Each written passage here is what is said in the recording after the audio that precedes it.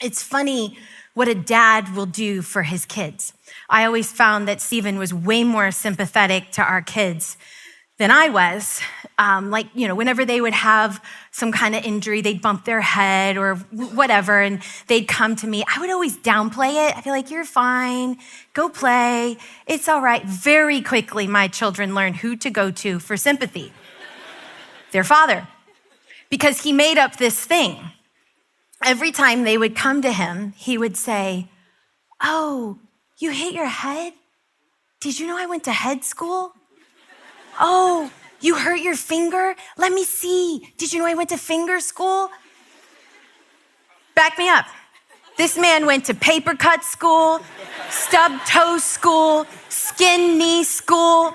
And I used to think, they really believed him too. And I used to think, God help this man if his kids ever really get hurt. So, dads have this tough exterior, but when their child is hurting, they want to alleviate their pain. So in our story, we have Jairus. He's a synagogue leader. He's a man of means, and yet his daughter is dying.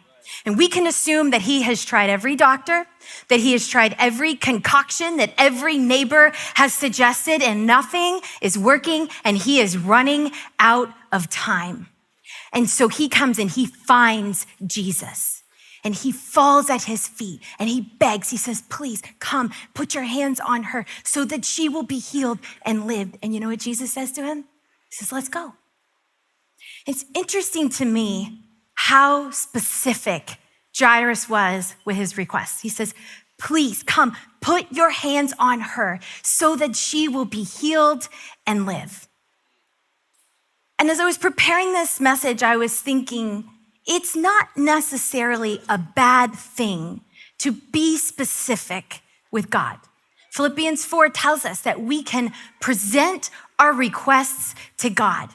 He wants you to pray about everything, even the dumb stuff like the houses and the little things. He wants you to come to him. He wants to have a relationship with you. But I think sometimes, at least in my life, I don't know about yours, but in my life, I let the list, my expectation of the how I want God to work in my situation and the when I think he needs to work in my situation, I let that become front and center. And I miss out on the more important part, which is that Jesus is with me. Jesus went with Jairus. And God is not this magic fairy in the sky who waves his wand and grants our wishes. But you know what he is? A very present help in times of trouble.